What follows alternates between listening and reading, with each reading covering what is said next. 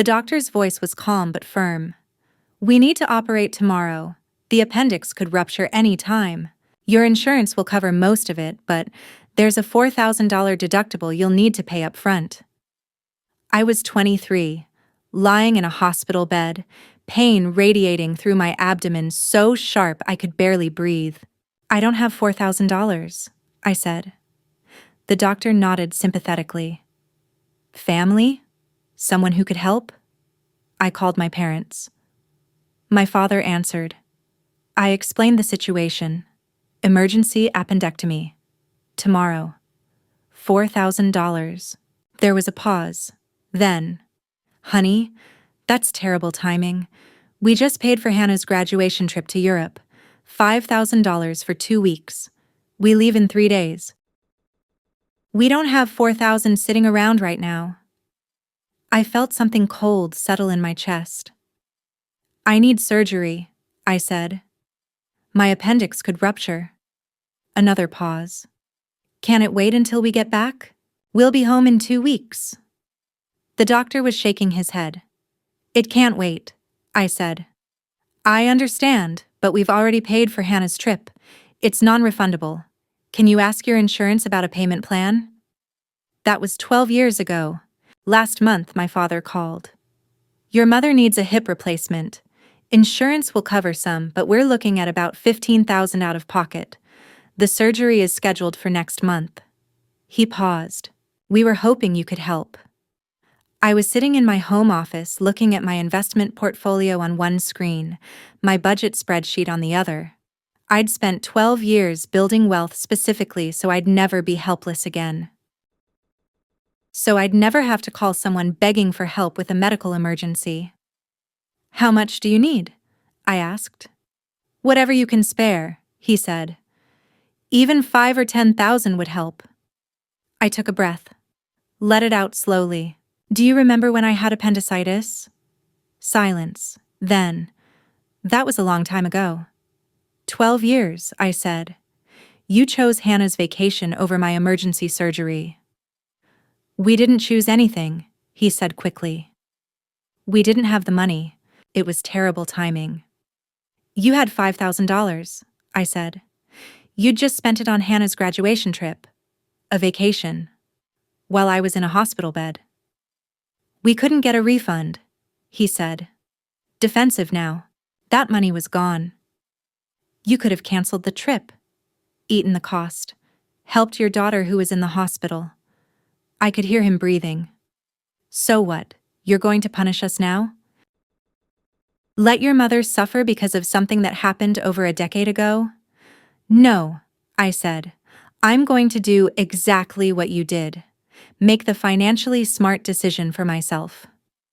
Let me take you back, because this story isn't about revenge.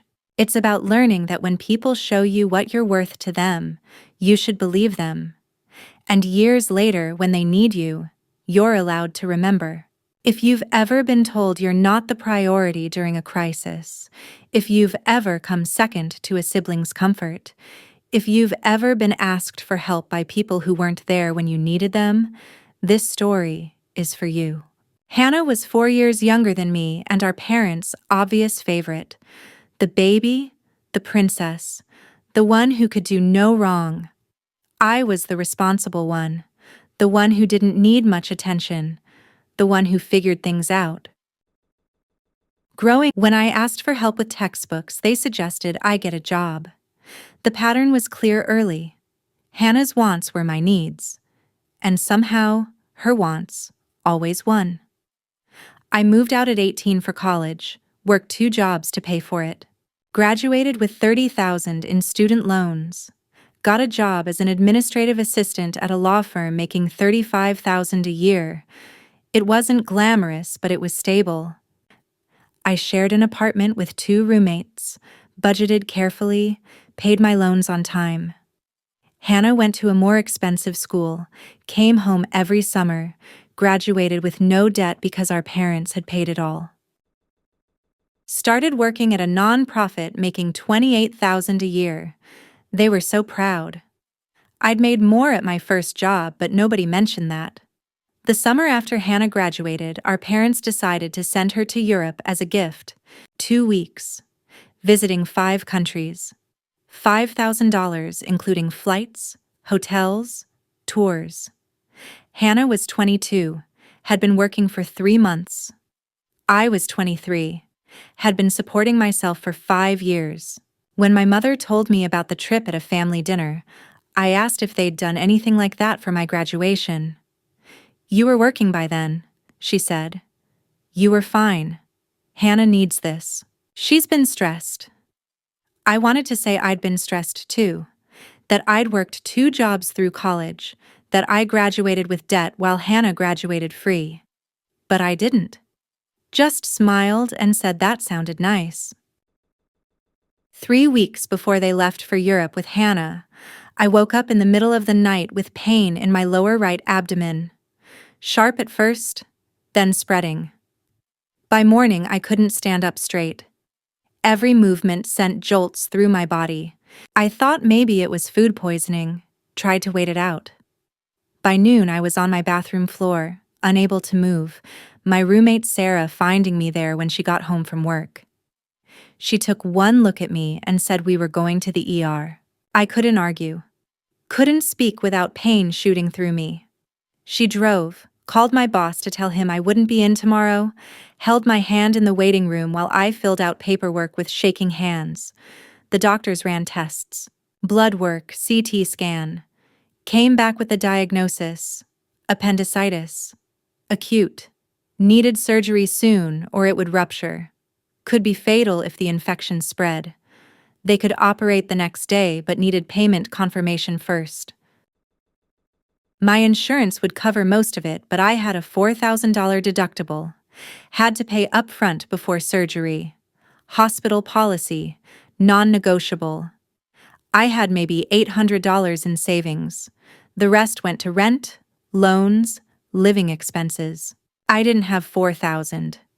Didn't have credit cards with that kind of limit. I called my parents from the hospital bed. Explained everything. My father sounded concerned but distracted. Then came the terrible timing comment. The Hannah's trip comment. The "we don't have $4,000 right now" comment. I asked if they could cancel the trip, help me instead. He said it was non-refundable. $5,000 already spent. They couldn't get it back, as if losing $5,000 was worse than their daughter's appendix rupturing.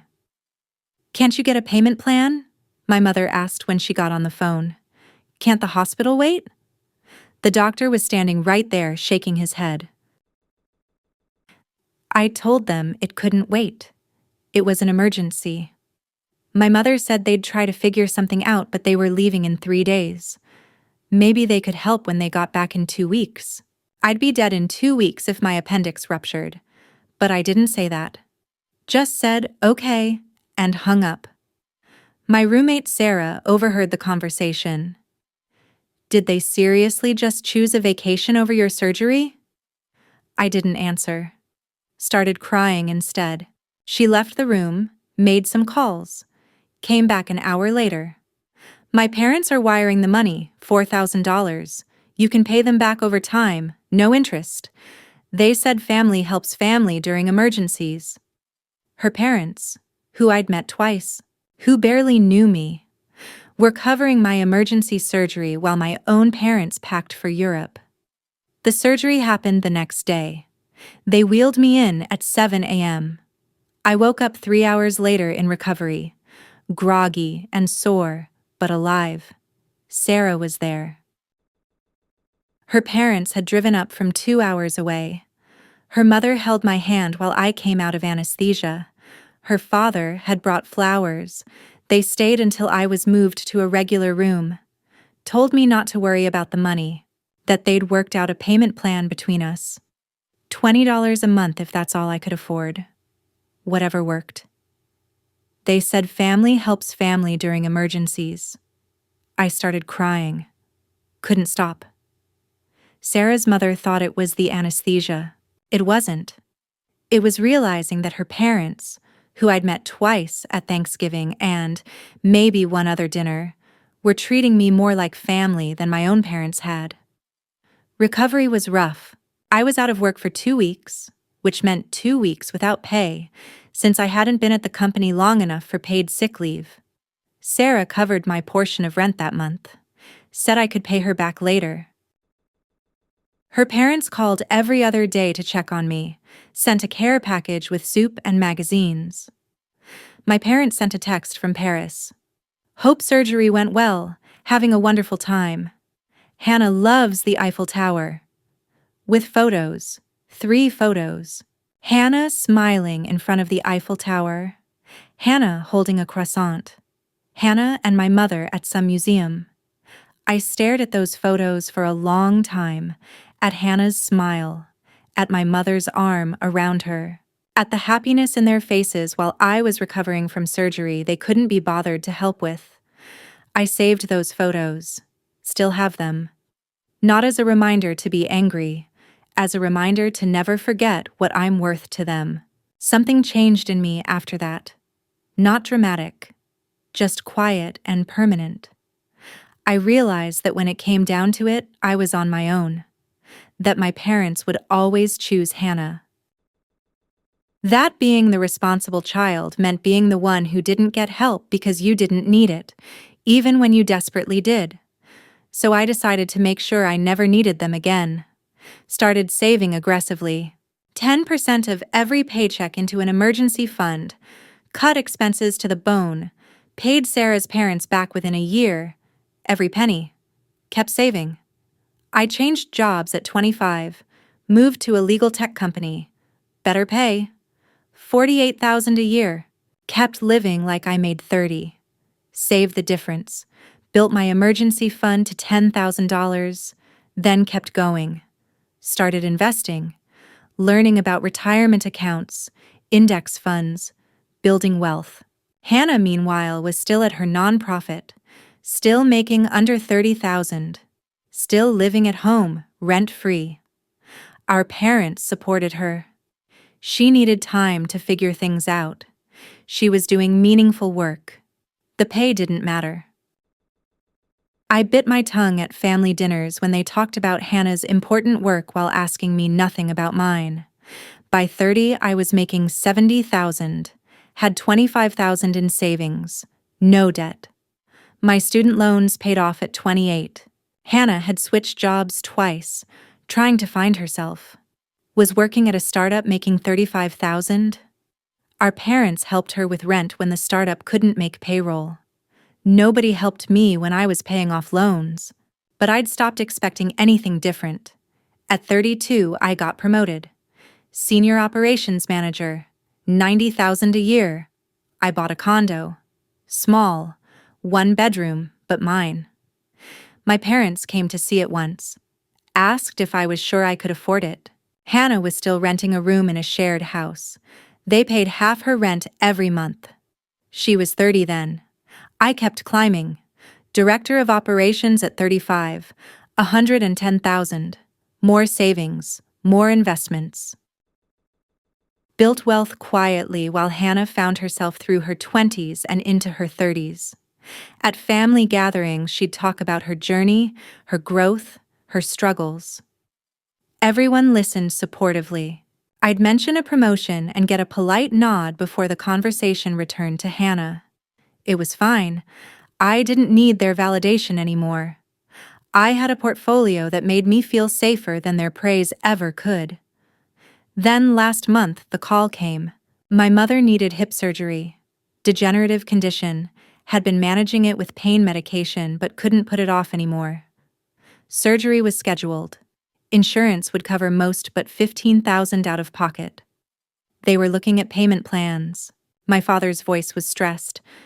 They didn't have that kind of money sitting around. Could I help? Maybe $5,000 or $10,000? They'd pay me back? Maybe. Why not ask Hannah? I said. She doesn't have it, my father said quickly. She's still establishing herself. You're doing well. We thought. He trailed off. Of course. Hannah was still establishing herself at 37. Still needed protection from financial reality. still needed parents who'd shield her from having to make hard choices, while I, who'd been establishing myself since 18, was expected to step up. "Do you remember my appendicitis?" I asked. The conversation that followed was painful. He remembered but insisted it was different. They'd already spent the money. It wasn't available. I pointed out that $5,000 could have helped me with $4,000 in medical bills, and they'd still have had $1,000. Could have canceled Hannah's trip. Helped their daughter who was in the hospital. He got defensive, said it was 12 years ago, that I couldn't hold grudges forever. That family forgives. "You're right," I said. "I can't hold grudges. But I also can't forget what I learned. That when it came down to it, you chose Hannah's vacation over my emergency. That taught me I was on my own. So I built a life where I'd never need you again. Now you need me. And I'm making the same choice you did, the financially responsible one." "That's cruel," he said. "Is it?" I asked. "You sent me photos from Paris while I recovered from surgery. Hannah smiling at the Eiffel Tower. You couldn't help me, but you could send vacation photos. Was that cruel?" Silence. Then, "We did the best we could with what we had." "No," I said. "You did the best for Hannah with what you had. There's a difference. You always have. Piano lessons, summer camps, study abroad, graduation trips, rent money, everything. She got the best. I got whatever was left over. I'm not angry about it anymore. I just learned from it." "So you won't help your mother?" His voice was sharp now. Hurt and defensive. "I didn't say that," I said. "I said I won't give you $10,000. But I'll do what you did for me. I'll suggest a payment plan. The hospital will work with you. It's not ideal, but it's available. You'll figure it out. You're resourceful." "We helped you when we could," he said. "You helped Hannah," I corrected. "When you could and when you couldn't. You found money for her that you never found for me, and now you want me to find money for you. I learned from the best." He hung up. My mother called an hour later. She was crying, saying she couldn't believe I'd abandoned them over something from so long ago, that she raised me better, that family helps family. I let her talk. Then I said, "Sarah's parents helped me. Remember them? My roommate's parents, who I'd met twice. They wired $4,000 for my surgery while you were buying croissants in France. They told me family helps family during emergencies. You told me you'd already paid for Hannah's vacation. Which one sounds like family to you?" She was quiet. Then, "We made a mistake. We were wrong. Is that what you want to hear? We should have helped you. We should have canceled the trip. We chose wrong." Her voice broke. "But that doesn't mean you should do the same thing to us." "I'm not doing the same thing," I said. "You chose Hannah's wants over my needs. I'm choosing my financial security over your needs. It's different, but it comes from the same place. Learning that the only person who will prioritize me is me." She cried more, said things about disappointment and coldness and not knowing who I'd become, said I'd changed, that the daughter she raised would never be this way. I wanted to laugh at that. The daughter they raised had learned to be this way from them, had learned that being needed meant being used. That being capable meant being expected to solve everyone's problems while mine went ignored. But I didn't say that. Just told her I loved her and hoped the surgery went well and ended the call. My phone blew up for the next week. My father texting articles about family and forgiveness, about letting go of the past, about being the bigger person. Hannah calling, furious, saying I was selfish and cruel and holding childish grudges. How could I let Mom suffer? How could I be so heartless? She'd called me 5 times, left voicemails, sent texts, all saying the same thing, that I was wrong, that I should be ashamed. that family is forever, and I was destroying ours over money. Other relatives weighing in with opinions, aunts and uncles who I barely saw, who hadn't called me in years, suddenly very concerned about my relationship with my parents. Cousins sending messages about family loyalty. I blocked most of them. Kept 3 people unblocked: Sarah's parents, who I still talk to occasionally, and who checked on me after the first few days of family chaos, and 2 close friends who understood, who'd heard the story over the years, who said I wasn't wrong, that boundaries weren't punishment. The surgery happened 2 weeks ago. My mother made it through fine. They'd worked out a payment plan with the hospital. It would take them 3 years to pay off, but it was manageable. My father sent one text: "Your mother is okay. No thanks to you." I didn't respond. Hannah posted on Facebook about family bonds and supporting parents, and how some people forget where they came from. People liked it, commented supportively. Nobody knew the context. I didn't enlighten them. I'm 35 now, make $130,000 a year, have $80,000 in savings and investments, own my condo outright, no debt. Built a life where a $4,000 emergency wouldn't destroy me, where a $15,000 medical bill would hurt but wouldn't break me, where I'm safe because I made myself safe.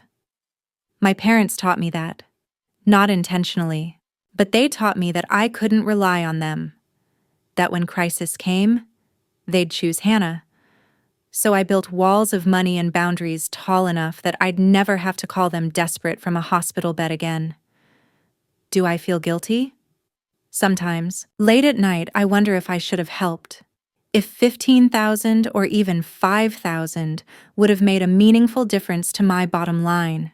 But then I remember lying in that hospital bed in pain, scared, calling my parents and hearing about non-refundable vacation packages. I remember crying when I hung up. I remember Sarah's parents stepping in. I remember the text from Paris with Hannah at the Eiffel Tower while I was in recovery. And the guilt fades, because I don't owe them the help they never gave me. I don't owe them the priority they never gave me. I owe them exactly what they taught me: that sometimes you have to make hard financial choices, and sometimes other things come first. My relationship with my family is effectively over. We don't talk. They've made it clear I'm not welcome until I apologize and help them financially. I've made it clear that's not happening. Hannah sent one final text: "You've become exactly what you always hated, selfish and cold." I read it, thought about it, replied, "No, I've become what they trained me to be, self-sufficient, because that's what happens when you learn you're on your own." She didn't respond. I have a good life, friends who showed up when family didn't, a career I built without help, savings that make me feel safe, a home that's mine. I date someone who understands boundaries and respects that some wounds don't heal just because time passes. We talk about family sometimes. He has a good relationship with his, doesn't quite understand mine, but he respects it. Respects that I know what I need and what I don't, what I owe and what I don't. If you've ever been the low-priority child, this is for you. If you've ever been told a vacation is non-refundable while you were in a hospital bed, this is for you. If you've ever built a life specifically so you'd never need the people who failed you, this is for you. You don't owe them your success. You don't owe them your savings. You don't owe them the help they wouldn't give you when you needed it most. Sometimes the most important thing you can do is remember the lessons they taught you, even the ones they didn't mean to teach. Tell me in the comments, have your parents ever chosen a sibling over you during a crisis? Did you forgive them or set boundaries? I read every story. And if you want more stories about people who learn to save themselves because nobody else would, subscribe. Sometimes the best revenge isn't anger. It's building a life so secure that when they finally need you, you have the power to choose. Just like they did.